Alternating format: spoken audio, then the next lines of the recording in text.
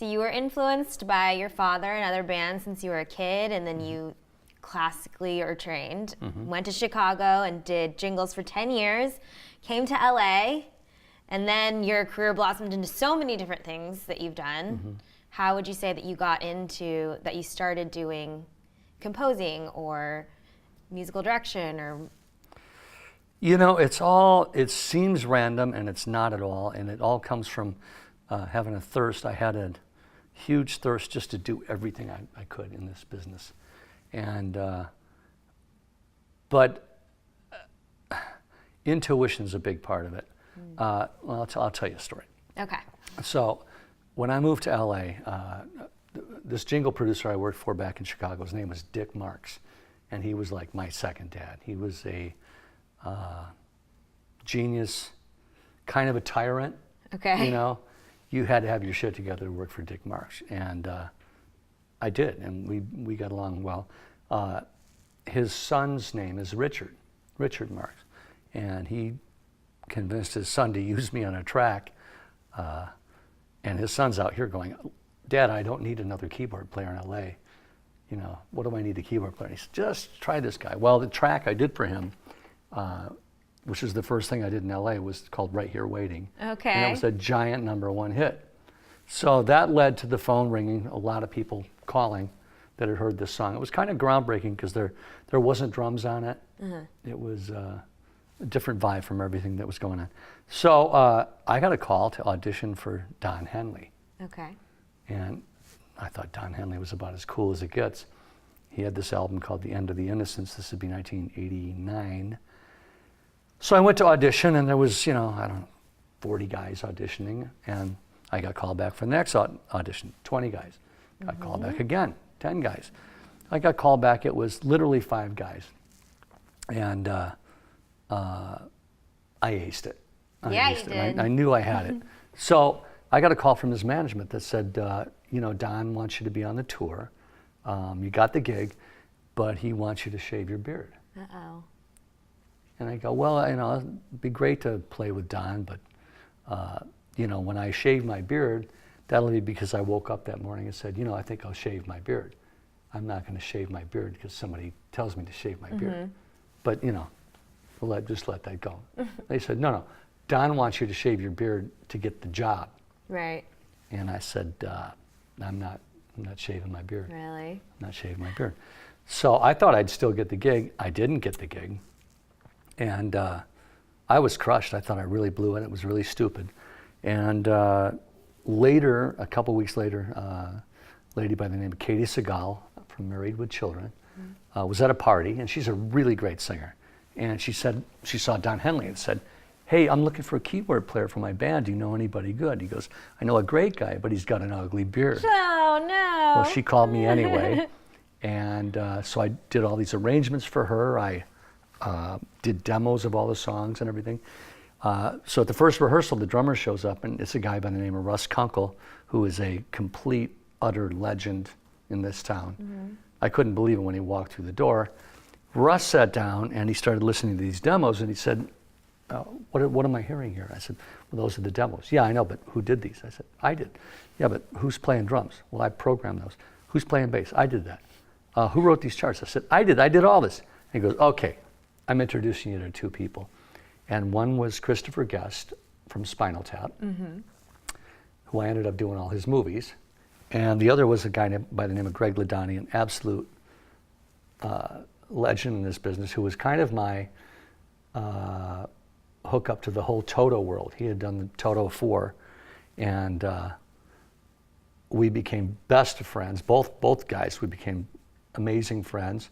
And Greg passed a few years ago, but we put in probably 22 years of working together. Wow. And I've been working with Chris in Spinal Tap for 27 years. So I shaved my beard.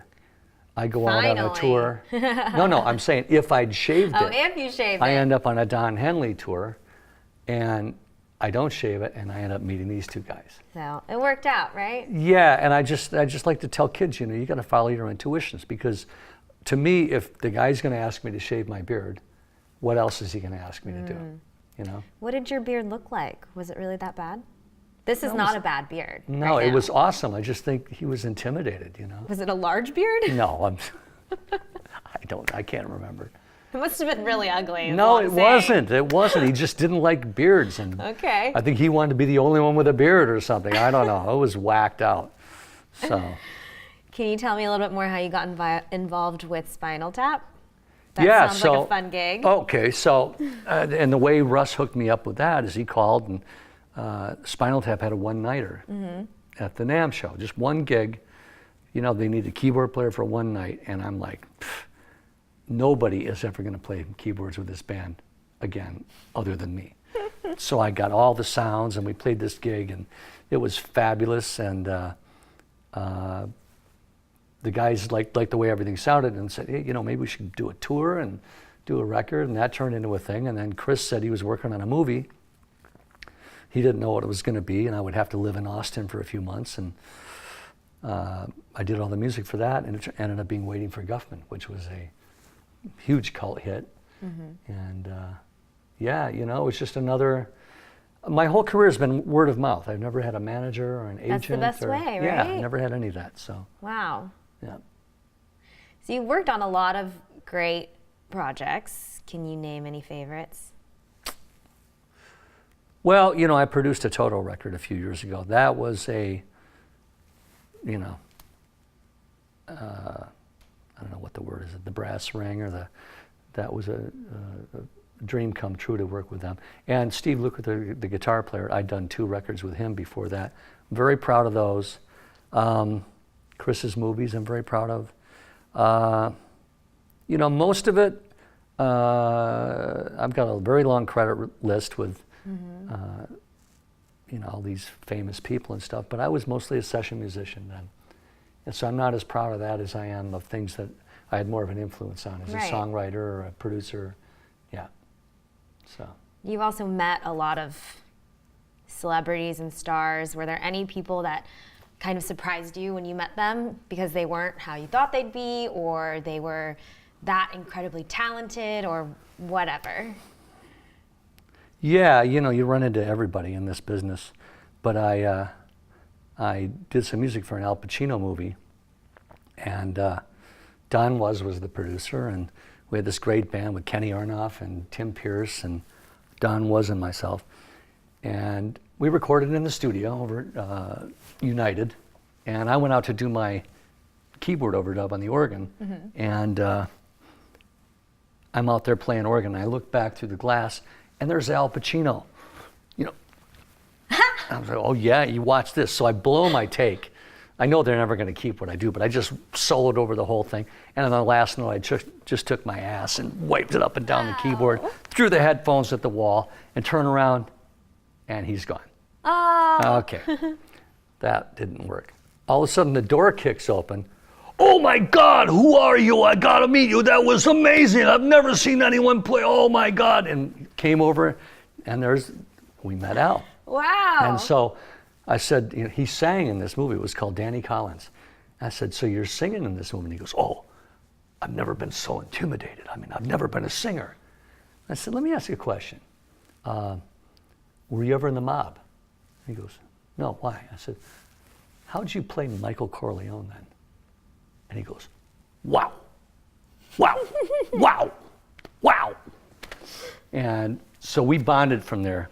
And I took him over to the piano. We started goofing around and trying to get him to sing. And he, sorry about that. Oh, it's my mom. I'm kidding. That's important. No, it says hydrate, actually. You have a notification on your phone that says hydrate? Yeah. Wow, you take your physical fitness very I intensely. do. It's important. I'm so hey, impressed. man, after all those years of abuse, you know, I'm trying to reverse it the other way. I mean, you started when you were 4 or 5, so you yeah, that's when the abuse started. Yeah. But that was mostly musical and emotional abuse. So, okay. Yeah. So anyway, I said to Al, I said, by the way, who's playing your piano player in the movie? I'm not asking to be your piano player, but the reason I'm saying something is don't get an actor that does, you know. And he goes, well, would you be my piano player?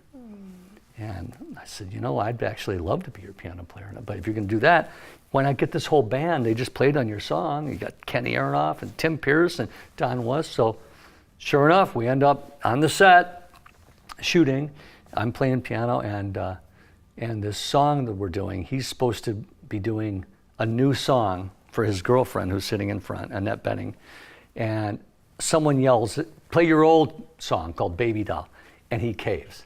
Okay. And she ends up walking out, and it's a bad moment. So we shoot it, and people start yelling, and then he stops on the microphone and looks at me, and we go into the old song. And all of a sudden he walks over. We did one take. He walked over and he goes, "I don't think this is working. I feel like I should be playing piano." And I'm like, I put this whole thing together. I'm the one getting kicked out. Mm-hmm. So I went and sat over in the corner in a booth and was like pouting over in the corner. Can't believe. And they're doing take after take. And he goes, "No, this isn't working either." He says, "I feel like I'll be playing piano. The guy shouts at me. I stop. And then I call CJ up. And we have a conversation about what song we should do." And all of a sudden I went, "I'm acting with Al Pacino. Oh my God, I'm acting with Al Pacino. Oh my God." So and by this time, in between each take, we had leaned against the piano and I told him stories. Mm-hmm. The 4-year-old, the jazz club stories. Yeah. So we had been pretty tight. So finally when we did a scene together, and I'm no actor, we were just like two buddies. And the director comes over and he says, "You guys got great chemistry. Oh. Let's improvise a bunch of takes." And we did 23 takes improvising together. Uh-huh. And it was great. And of course, none of it's in the movie. Oh, you didn't get any line in the movie? No. But it's all in here. Yeah. It's nice just to be nominated. It's such bullshit. And also, if you wanted to deviate from your career in music, I think that you would have a great second career as a Pacino impersonator. Oh, good. Yeah. All right. All right. That must have been a really... Hoo-ah! Oh! That must have been so fun. Was he, Oh, he's an amazing He's a man. good person? Oh, yeah. The energy that comes off of him, you realize that's why he's Al Pacino. Mm-hmm. When you're this close to him and talking to him, he's got an extraterrestrial energy. Yeah. It's, amazing human being. So.